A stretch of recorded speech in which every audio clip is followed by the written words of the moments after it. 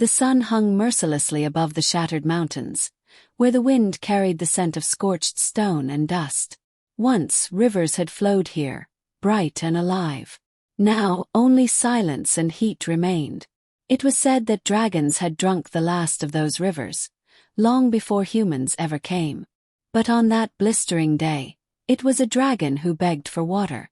The boy's name was Aaron, a young wanderer crossing the ashen peaks alone. His canteen was half full, barely enough to last 2 more days.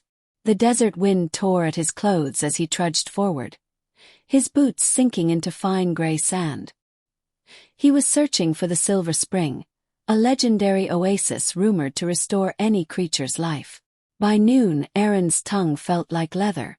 The horizon shimmered with false lakes. He knew thirst was beginning to play tricks on him, until he heard the cry. It wasn't human.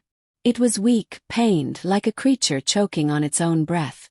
Aaron turned, hand on his dagger, and followed the sound. Behind a ridge, half buried in blackened rock, lay a creature so strange and pitiful that he almost thought it was a hallucination. A dragon hatchling. Its scales, once perhaps a brilliant crimson, were now dull and cracked.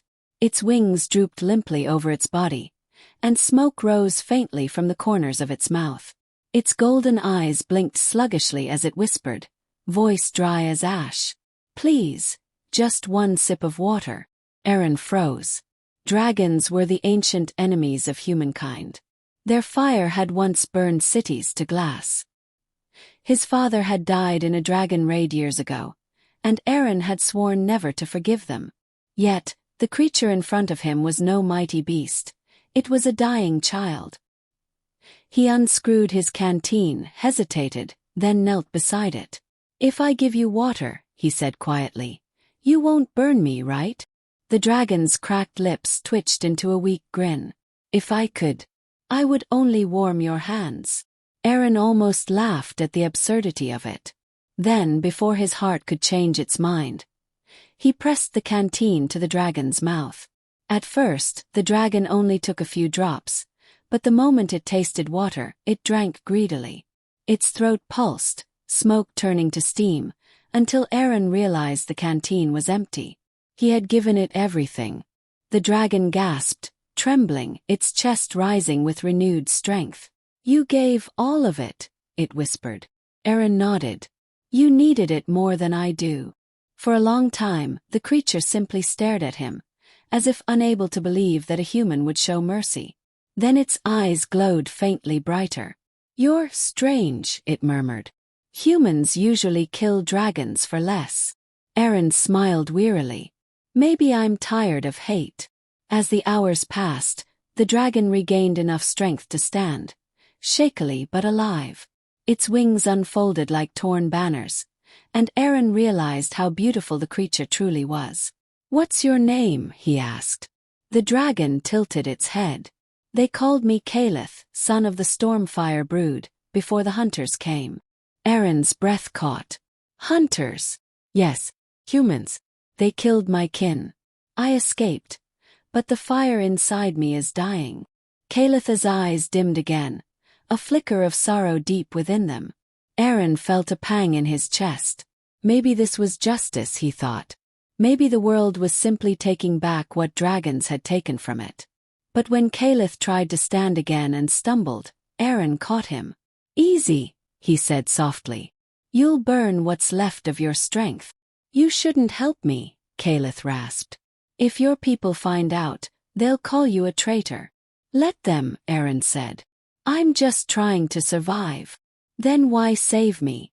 Aaron looked away, remembering the night his village burned. The screaming, the fire raining from the sky, the red wings above the smoke. He had been a boy then, hiding under the bodies of his parents. I don't know, he admitted.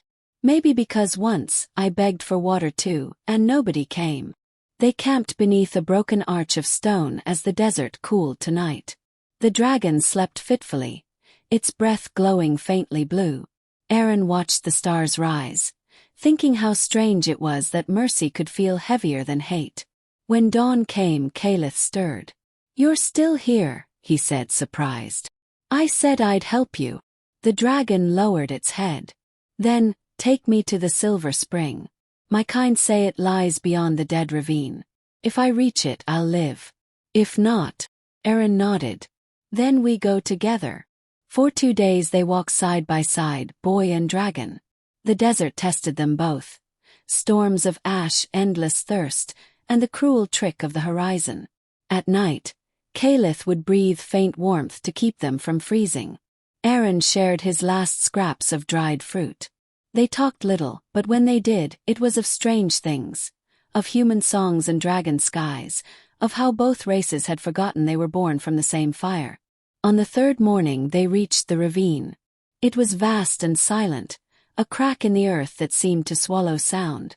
At its bottom shimmered a faint light, the silver spring. Aaron felt hope surge in his chest. "We made it," he whispered. But before they could descend, a horn echoed through the canyon. Riders appeared on the cliffs, human soldiers, armor glinting. Dragon hunters. Caliph snarled weakly, wings flaring in panic. "They followed your scent," he hissed. "No," Aaron said. "They followed yours." The captain raised his spear. "Step away, boy. That creature's a dragon." Aaron stood between them. "He's just a child."